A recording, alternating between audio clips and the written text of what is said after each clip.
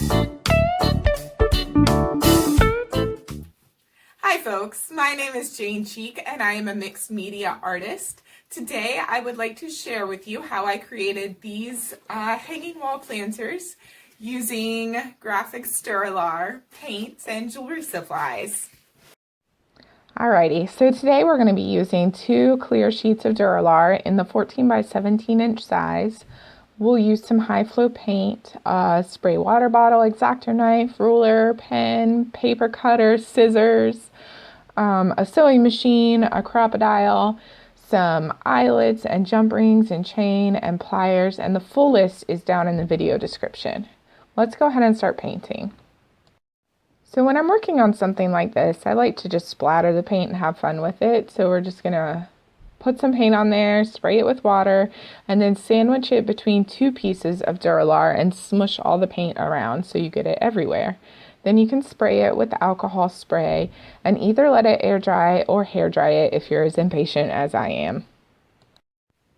Once the Dura-Lar is totally dry, trim it to a 14 by 14 inch square, and then starting with the painted side down, fold it into a basket using the origami cup fold.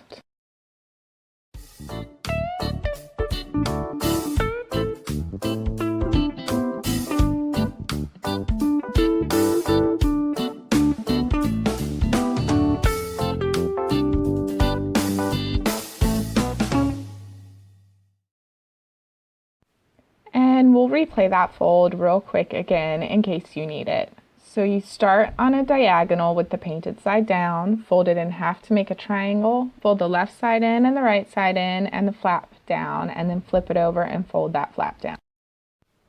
Alright, so next up we are going to add some decoration to the front of our basket, and I'm just cutting out some geometric shapes and taping them together.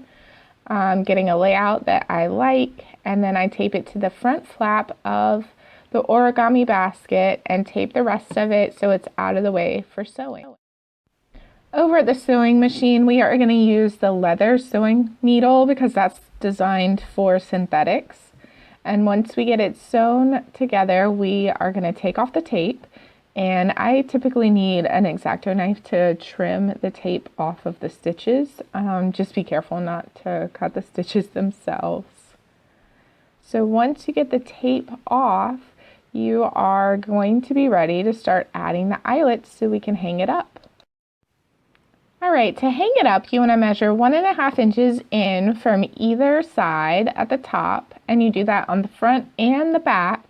And then you'll punch with your crocodile and add 4 eyelets, 2 on the front, 2 on the back, and I like to face them all forward so that all the backs of the eyelets are facing the wall. And then you add 1 jump ring to each eyelet, so you put 4 jump rings in, and then you're going to measure 2 9-inch lengths of chain. The chain is going to get connected to the front and the back on the left side and on the right side. And once you have connected the front and backs, you connect the midpoints of the jump rings of the chains together with a 5th jump ring, and that jump ring is what we hang it from. So now we're ready to fill it up. So I put some rocks in the bottom of mine for drainage, and I fill it with dirt and add some pothos because pothos is really hard to kill, and a little bit of water, and then they're ready to hang up on the wall. And I made 5, so I have a nice assortment. But if you don't have a green thumb, don't worry, they hold art supplies really well too. You can learn more at janecheek.com or grafixplastics.com. Thanks so much for tuning in, and I hope you have an awesome day.